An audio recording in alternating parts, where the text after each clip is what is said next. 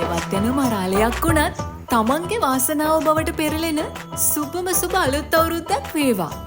මේ පැතුම ඔබ වෙත ගෙනෙන්නේ ෆෝචූන් ෆිල්ම්ස් අපි.